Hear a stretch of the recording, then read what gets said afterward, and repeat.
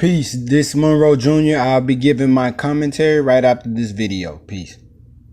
A Missouri man hopes to walk out of prison today after serving nearly 2 decades for a murder he did not commit. David Robinson was kept behind bars even though another man confessed to the crime back in 2004. 48 Hours correspondent Erin Moriarty shows us the case a judge calls manifest injustice. Erin, good morning. Well, good morning. David Robinson isn't the only one who says he's innocent. In February, a state judge agreed with him. And 2 weeks ago, the Missouri Supreme Court ordered his release. And yet Robinson remains in prison, which is where we talked to him last week. Been a living nightmare.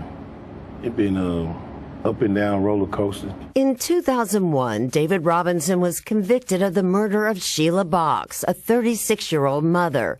She was found in her car a year earlier in Sikeston, Missouri, dead of a single gunshot wound to the chest. I was in disbelief. It changed my world forever. Sheila Box's daughter was 17 when she lost her mom. I have memories of dancing with her in the living room. She was extremely beautiful, loving, caring. Police believed Robinson, who had a history of drug crime, shot Box during a drug deal. That bothered me more than anything, to be wrongfully accused for killing a woman. But there was little to tie Robinson to the murder. No physical evidence. Just one eyewitness, Albert Baker, a paid police informant who claimed he saw Robinson shoot Box at this busy intersection. Filmmaker Steve Turner is working on a documentary about the case. There's no 3 or 4 witnesses that saw him shoot her. There's nothing. It's just one guy that had a crazy story, and bam, it's gone. There was also an inmate who claimed that Robinson confessed to him when they shared a cell. Charlie Weiss is Robinson's attorney. Turns out he was never in the same cell with David Robinson. And the prosecution put him on the stand, even though they knew he had never shared the same cell. Robinson was sentenced to life without parole, but 3 years later, the case against him fell apart.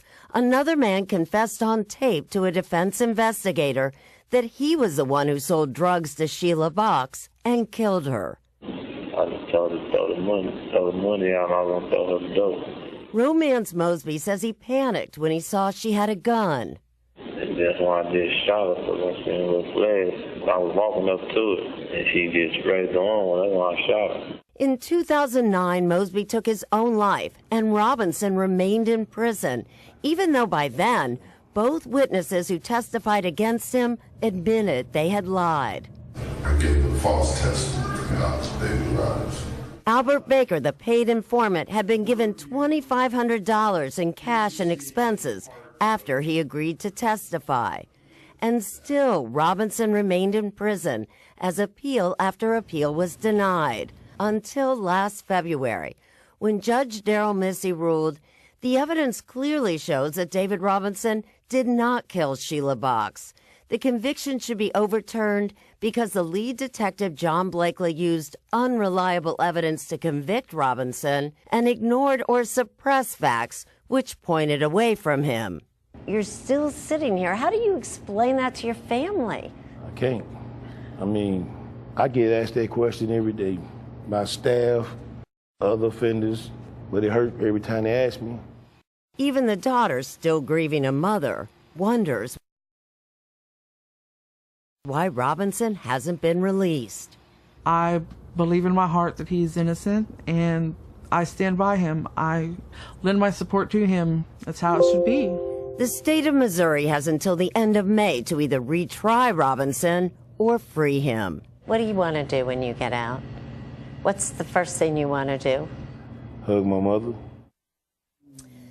The Missouri Attorney General is scheduled to make an announcement later today. Now, we don't know for sure that Robinson will be released, but the lead detective resigned last week, and with no evidence remaining, it is likely Robinson will be allowed to finally go home to hug his mom. This is so egregious, and I watched it, paid attention closely, and I still don't know why he's still in prison. But I bet the Robinson family's thanking you, Erin, because you said, listen, I normally do 48 hours, but this story was so upsetting to me. I want to do the story. And You said. can I just tell you that Yes. Aunt Betty made me promise that I would say hello to you? Okay. She did. So Thank you, Aunt Betty. Yeah. you have to say hi. There's a quirk in the Missouri case law. If you are facing life in prison, if you're not on death row, actual innocence does not give you a habeas. Wow. If you can't prove that you have a constitutional violation at trial, David Robinson could have spent the rest of his life in prison, even though everyone knew he was innocent. But you point out no physical evidence. None. Even the victim's family, and the guy said a crazy guy with a story. Two paid, well, one was paid, but both snitches. That was it. That was it. Hopefully he will finally receive justice today. I'm hoping. I can't absolutely say that, but I'm hoping. But you're hoping today would be the day. I hope so too. And hope he gets to hug his mother. But what about the 2 decades of his life that are gone now? Who takes care of that? He's going to be 51 at the end of this month. He went in when he was 32. Peace, peace. This Monroe Jr. So we all just saw the video and how heartbreaking it is to know that our brother spent 18 years of his life behind bars for a murder he didn't commit. And like our brother said, it's been a living nightmare. He said it's been a up and down roller coaster. And you know he had to think while he was in there, why me, God? What did I do to deserve such? And it's really, you know, when you're in those type scenarios, even though my mind can't personally fathom, I have my own struggles on my own level, not on anything like our brother has experienced, but I can think if I was in that situation, why? I mean, the only thing you can do is connect with your creator on a spiritual vibration, you know, on a spiritual level. Because I mean, when you know that you're innocent but yet you're being punished, man, you have to seek refuge in God, you know. And just to know there was no physical evidence and only one eyewitness who was a paid informant. Brothers, be careful out here on these streets. They paid another man to snitch on this brother $2,500. See, that's how I know it was some money involved. It was more going on underpinning this. If they had to pay an informant, what you paying an informant for? It's some crooked, corrupt stuff going on in this case, and that's why that investigator resigned with their crooked selves. Man. But I'm glad that our brother is out. Well, he's not out, excuse me. He should be going to court here real soon, and hopefully they'll, you know, let our brother out. And you know, may God bless him, man. May God be with him and all of our brothers, all our black men who are out there going through the same struggle, going through the same trials and tribulations. It's what it's like to be black in America. We get accused for doing stuff all the time, and in reality, we never committed what they said we did, you know. But this your brother Monroe Jr. I'm signing off. Peace.